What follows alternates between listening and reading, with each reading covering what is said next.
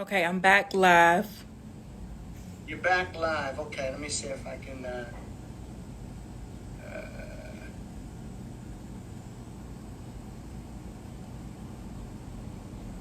Okay.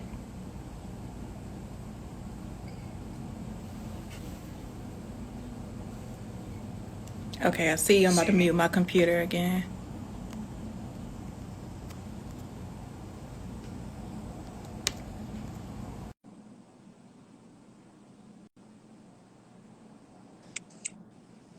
All right, we're back. We're back. Okay, perfect, perfect, I perfect. flipped the camera on accident. Let me flip it back to me. All right, no worries. Like I was saying, this always happens when it's getting good. You know that means you're about to have your breakthrough, right? Right? When it gets Let me tough, write you're about down to break let me write down the timestamp so I could edit that part out. Okay, cool. All right, you good? I am. I am. Yes. Okay. I think I remember what I was saying. One second.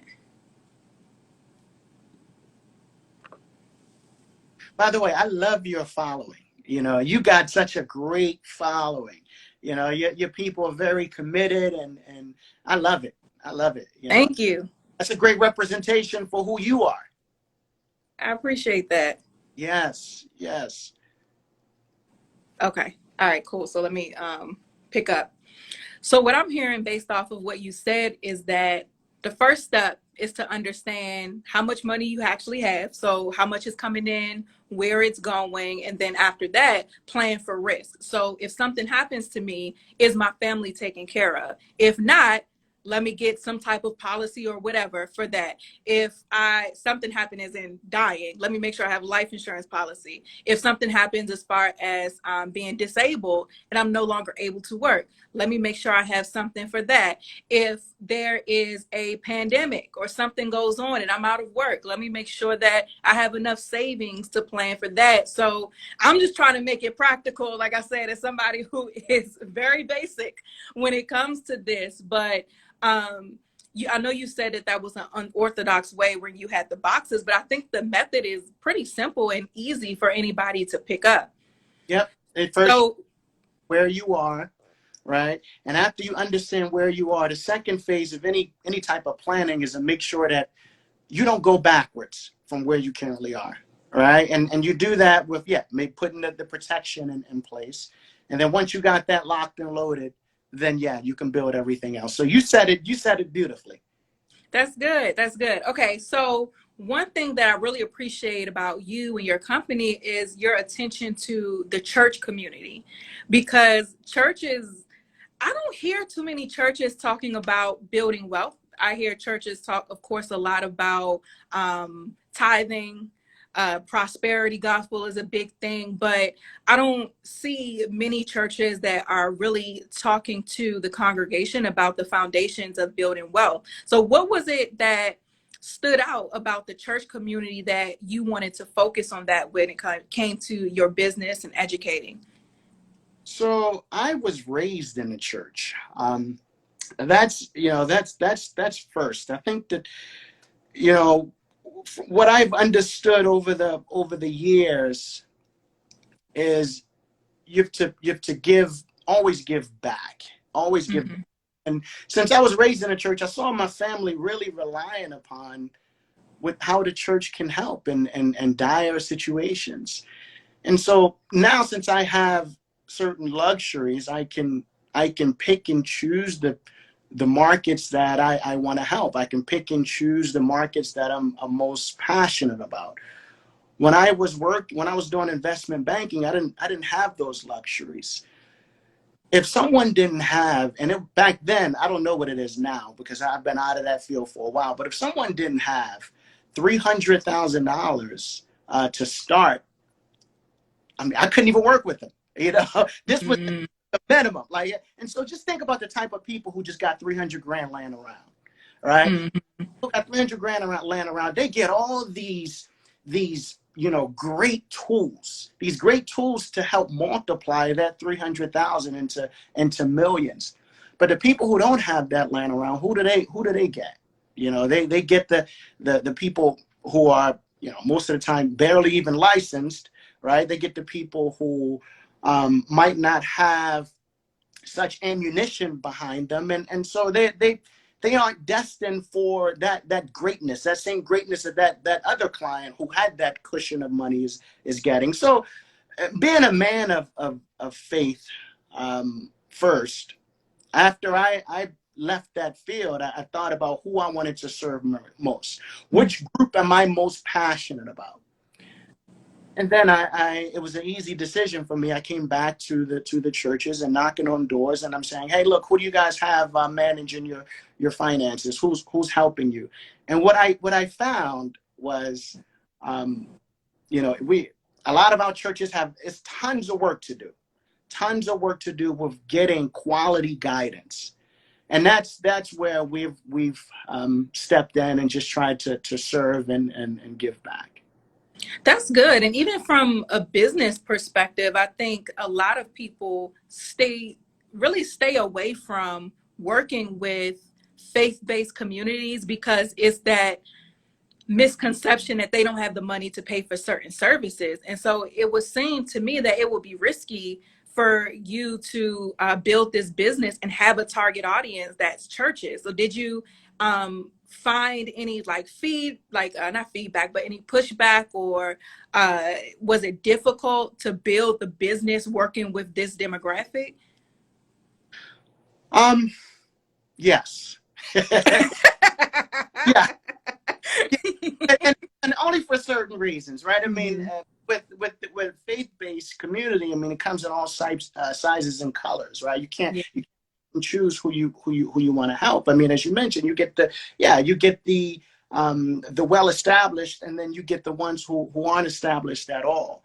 Um, and what I found is it's a lot before you can go in and start talking about the different types of financial tools to use. You have to explain to them why they aren't further down the line. You have to explain to them why they're bleeding. You have to explain to them, hey, listen, I know you don't know what you don't know, but I can't have you sitting in this position because this is a bad position. And they might not believe you, right? So then you have to change mindset.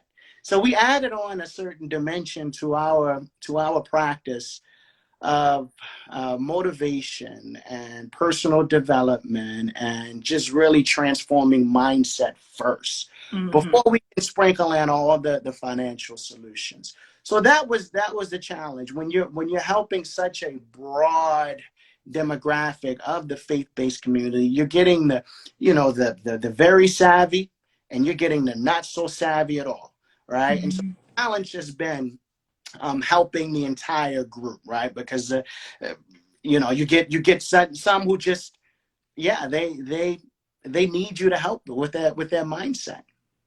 That's good, because I think mindset is something just the regular person, especially when it comes to the Black community. I believe that mindset is a huge hurdle that we have to overcome before even getting to build wealth. I remember when I was growing up, only thing I was taught was don't get a credit card. But then when it was time to go get a car, they were like, well, you don't have credit. And I was looking at my father like, well, hold on now. You told me don't get a credit card. They telling me I need credit. What happened? So it looks like I was supposed to get something at some point. Or even, especially with like social media, we see a lot of people build brands with influencers and things like that off of flash and designer labels and nice cars. We see people who have taken these PPP loans and bought all the Maseratis and the Ferraris as opposed to putting the money where it was supposed to go. But what are some mindset shifts that you've noticed in particular with people that you worked with, or some things that you've taught them that have allowed them to go from that consumer mindset to a wealth mindset? Yeah, I'll just give you some examples that I can think of. Pre-COVID, when we were hosting clients in our offices, I remember, when we initially just started serving the faith-based communities, and one person in particular, not going to mention any names, but one person in particular, she came in the office and she was so confident, and she's like, look, I make this amount every year. It was, believe it was around 150,000, maybe almost 200,000. I make this amount every year. I got these things, and I am golden. Now I just want you to help me get even further along down the line, right, of growth. And so we looked at her materials, and she had this beautiful Lexus car. And then I saw that she also had a landlord. And I asked her, I said, okay, can you tell me, now I made the same mistake as well. How is it possible to have a Lexus and a landlord? Like don't like, what does that go hand in hand with you? I mean, how do you feel about that, right? Now, so how much longer you're going to live in your apartment? Oh, I don't know, maybe 10, 20 years. Like, I got a beautiful place. I mean, it's downtown Inner Harbor. I'm looking at the water. And I said, wow, how this sounds so familiar. All right. And so this was a mindset that I had to explain to her about ownership. I had to explain to her that it's, yeah, these things are great, but I've had to explain wealth.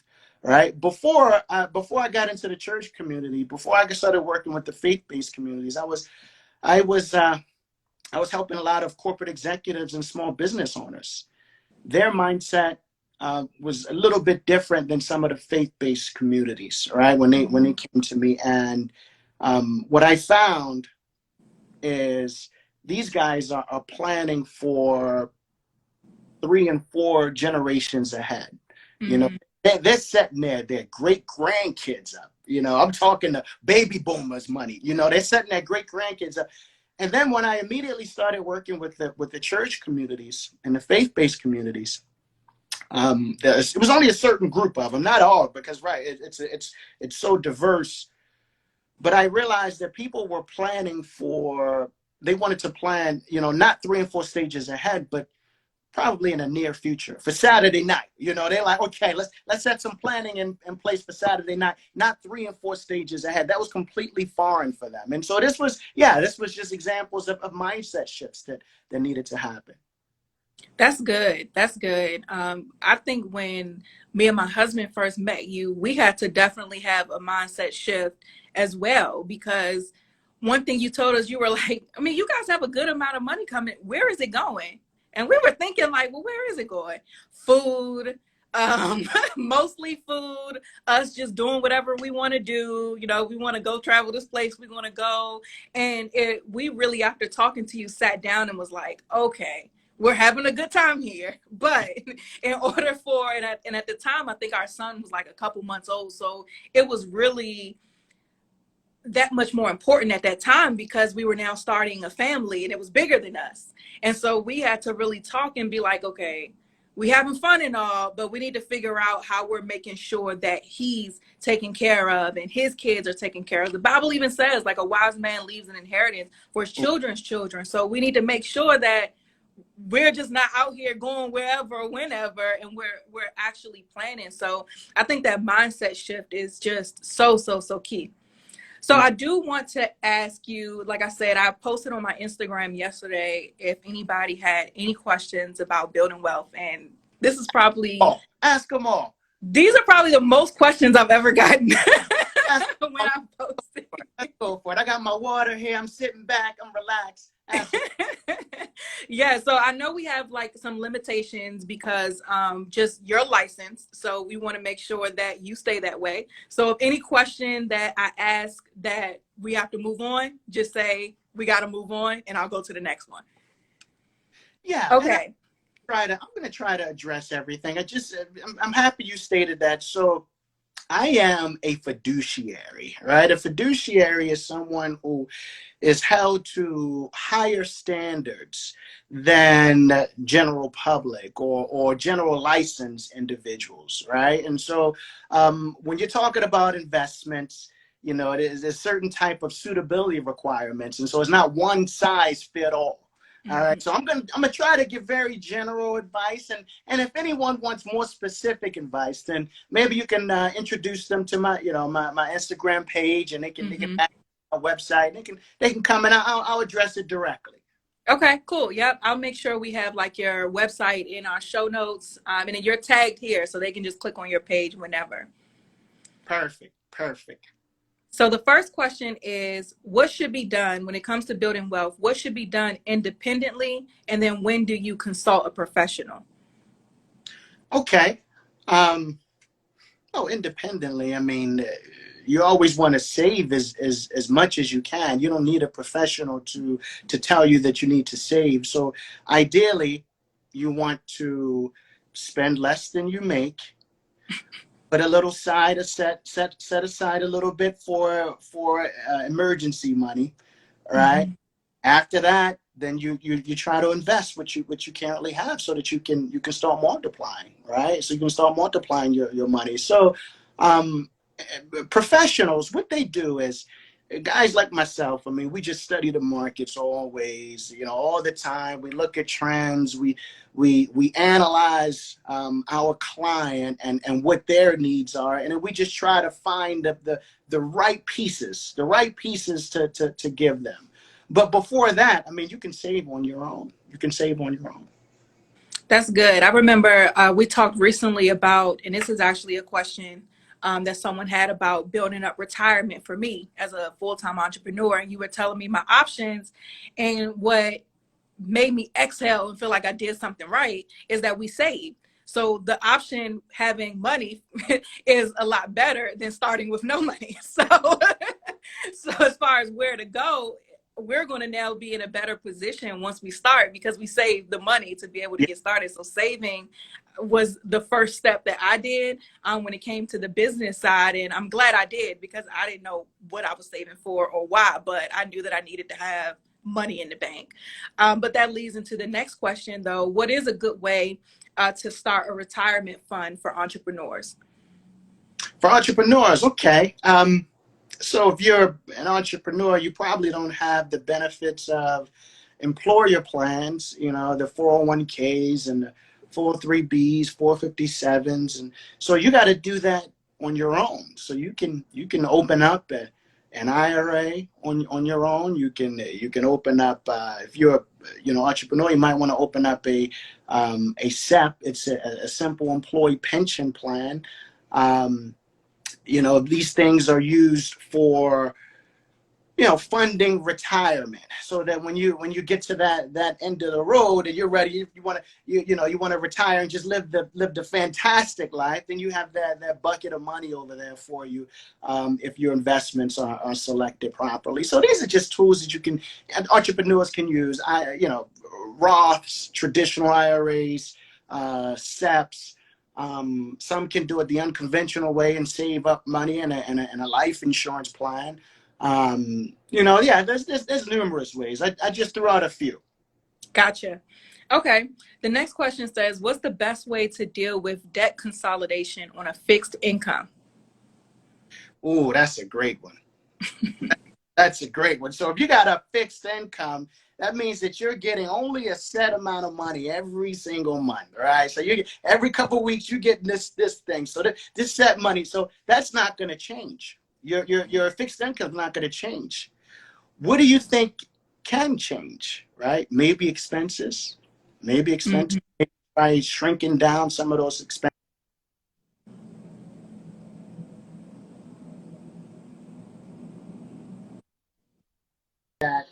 Um, I don't know. You got kids, they don't need that PlayStation. They don't need that the eating out. Cook your own meals. So if you got a fixed income, there's only one thing that can happen, right? You got to cut your expenses. This is not a secret sauce. There's no magic that can happen if you're only going to make this amount of money every single month.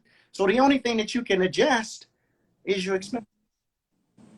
Or make more money, right? I mean, these days you could drive Or make Uber, money. sell some stuff Or make, but online. fixed. You told me fixed. I mean, of course, I would like to say, all right, yeah, let's go out and make more money. But if you got a certain amount, then you got to work with. You got to start where you are. All right. I'm gonna repeat this sentence again. Start where you are. Don't just say, all right, I'm gonna go out and get a new job, and then I'm gonna start planning and start building. Then, and I'm gonna get this new promotion. No, start where you are. Got it. Got it. Okay. So the next question is, how do you build business credit? I can't, I can't answer that because you got to consult with a tax professional. I mean, it's so many different. That's not. We grow money. We grow money. We aren't credit professionals. Got it. Yeah. Next question is, what type of habits should someone incorporate in their daily life to start building wealth? Mm. Wow, that's great. I showed this statistic in a lot of our seminars. I think just the habit of you know trying to put away something, even if it's $1, trying to put away something every single month, every single week, every single year, however often you can, putting away something. And if you have a problem of swiping out, then put it into a vehicle that you can't easily touch.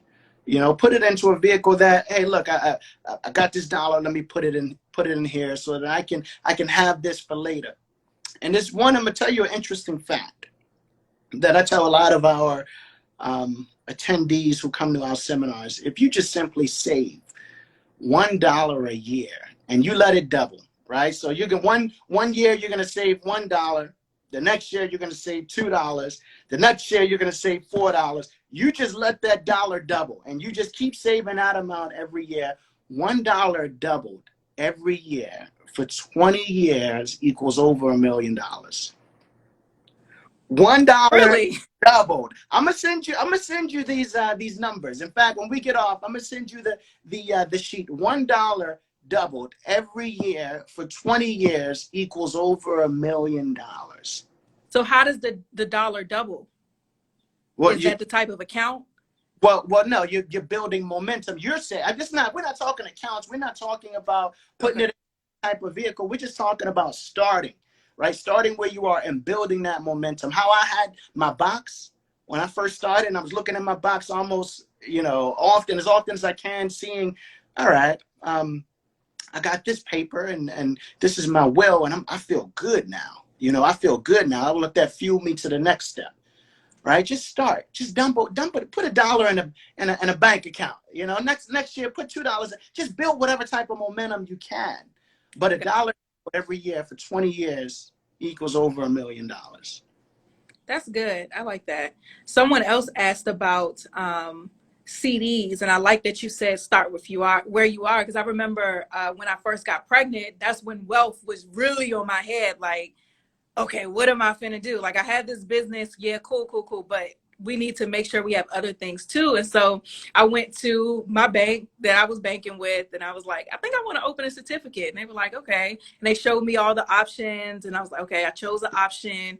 And I think I did the quickest one. It was like a year, 3% or something like that. I was like, okay, how much do I need to put in? So I put money in. I was like, all right, well, let's just see what happens. So all of my friends and family were asking, like, well, what is the baby? What do you need? Da, da, da. I said, well, here's his account for his certificate. Just put money in there. We can afford the basic necessities for his life, but put money in a certificate. He doesn't need that many toys. So and so that's what everybody did. And so once he was born and we took a policy out on him, we were able to use the money from our certificate and the interest that it accrued and paid off like the premium for the year. And I was like, oh, this was kind of cool that we were able to do that. I didn't know what I was doing. I just saw, well, if I put some money here, they said it's going to make something. Well, let's just see. Let's do it for a year. I think I put like $500 in there. I'm not going to crumble if I lose $500 or if I just get $500 back. So let's just see. So that was really helpful. And it was kind of cool for me to just see how that worked out. But I think that just is a good step to, or just a good example of starting where you are. Like, you don't have to be a financial expert. Just try stuff. And that worked out for me. Yeah, start where you are. Absolutely. Absolutely. Yes, indeed. Indeed. And I noticed that you said finna. I was like, well, I haven't heard that word in a long time. We're real relaxed around here. I'm finna do this. I'm a finna do that. I like. So someone else said, a lot of these questions are the same. someone said in this time period, I guess because of COVID and the real estate market and things of that nature, would you recommend investing in a home right now or stocks? Why is it either or? So an investment is just literally you know, putting your money into something expecting a higher return than what you put in.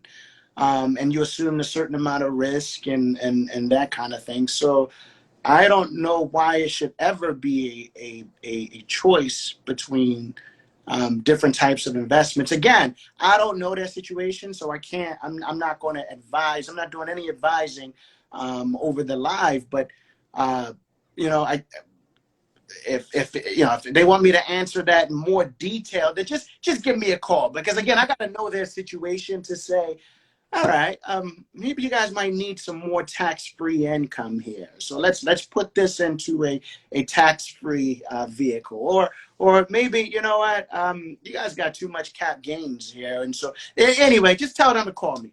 Tell them to Yeah, call. yeah. And I highly recommend any of you guys listening to call, because I really appreciated that when we worked with you, that it wasn't just this umbrella theories of how anybody under the sun can build wealth. It was, this is what y'all got going on, and this is how you guys could build a better situation for yourself. So just that the way that everything was customized for us, I really appreciated. So someone else had asked about, and this is actually a mindset question, what do you do when the debt feels overwhelming?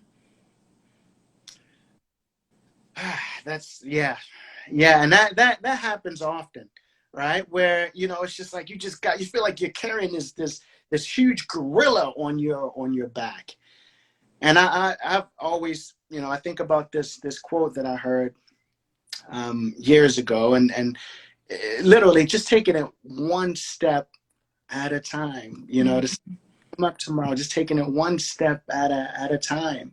Uh, we all have debt, right? We put ourselves there, but just take it one step at a time. Maybe pay it the next month, add a little bit, pay a little bit more on that interest. Try to get that paid off a little bit. Just taking it one step at a time. And I know that sounds easier than what it really is.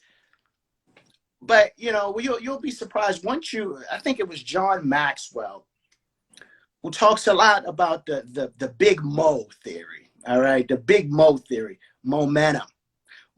You're taking it one step at a time, and you putting that dollar in the bank account. And you're like, okay, I put $1 in a year. Next year, $2. Momentum. Just ride that momentum, and you got to have people in your circle encouraging you as well, Mm-hmm. right? Who are you? Who do you associate with? Who's your team? Who's your advisors? Who's your yeah? I mean, you got to all motivation is a constant thing because it's short-lived, Mm-hmm. right? So that you put resources in place so that you don't lose it, and that's what I talked about a lot in my book, Wealth Building for Beginners. I talked a lot about making sure that you have these checks and balances in place so that you don't lose that momentum and you can make it to the finish line.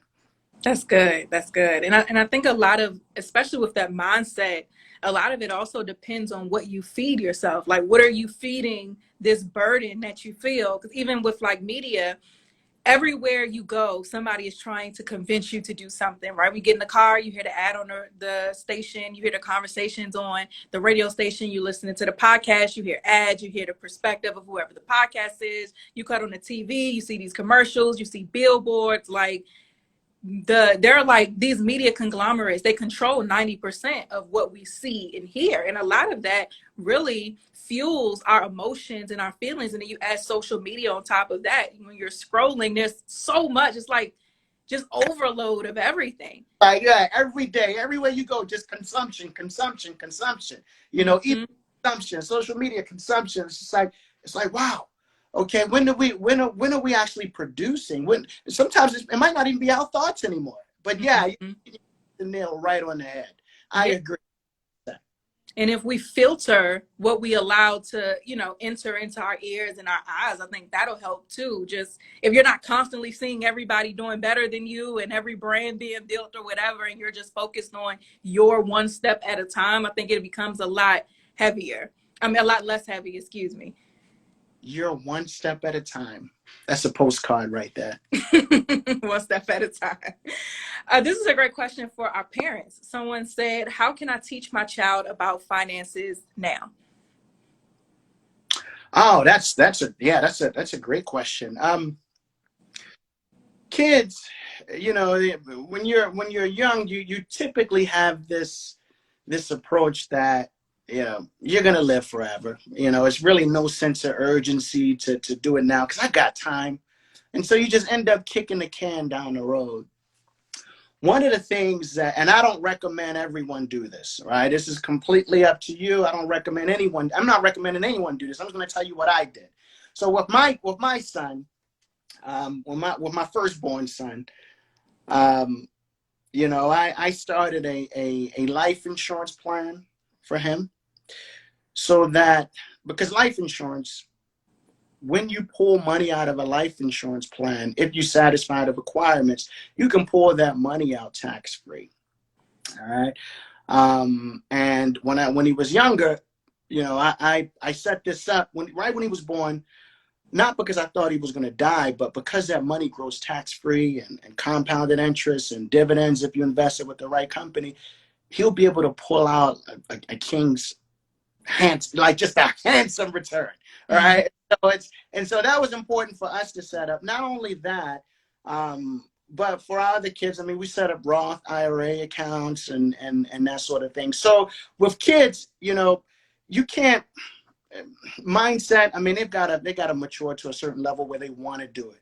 So then what we did, we just did it for them until they get to that level where they can appreciate it and they know that they want to build on their own. So parents out there, do it for them now. If they can't appreciate it later, they will. Mm-hmm. But they will. Because I was a knucklehead earlier. Now I'm like, you know, I'm counting the pennies. People think I'm so tired. I just, you know. Mm-hmm. But yeah, great question, by the way. Great question. So when the kids do then get old enough to understand, what do you pull out all of the statements and go over it with them? Or when they start getting their allowance, do you play bank and have them pay their taxes and their rent or whatever? Yeah, yeah, all of the above. All of the above.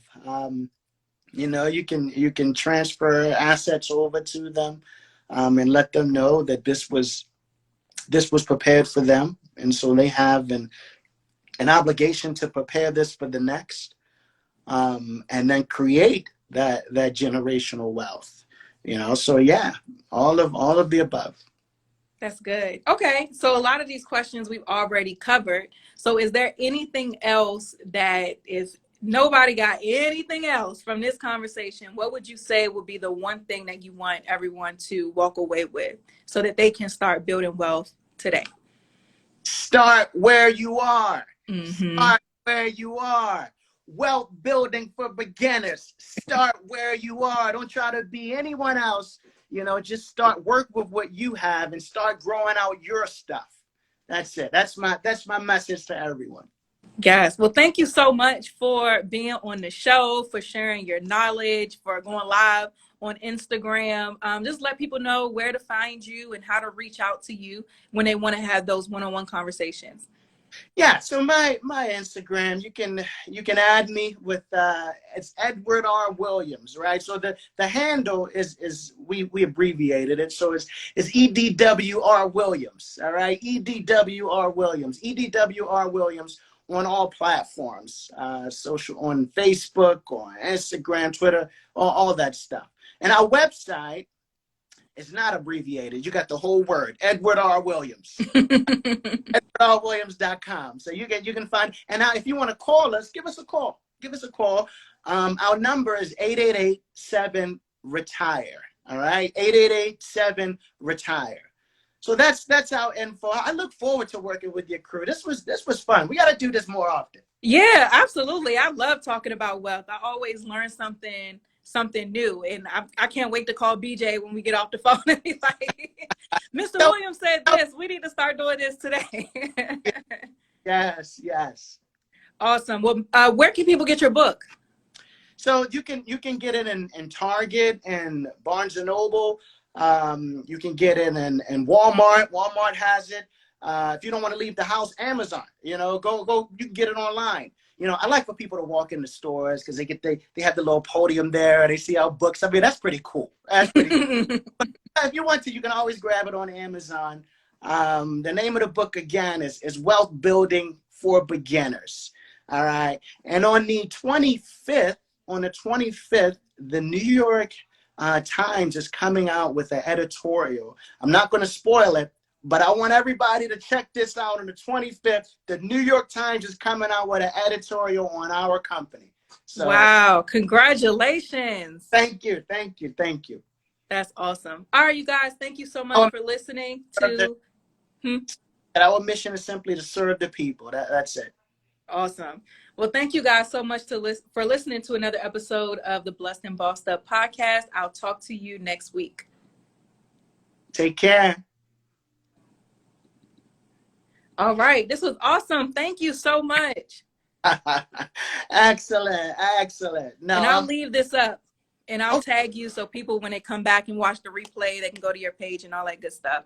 No, that'd be perfect. That'd be perfect. Listen, Tatum, thank you for all that you do. Thank you for your community, and thank you just spreading knowledge. You're doing such great stuff. So I appreciate it, and our whole team appreciates it. Yeah, absolutely. So you enjoy the rest of your day, and I'll talk to you soon.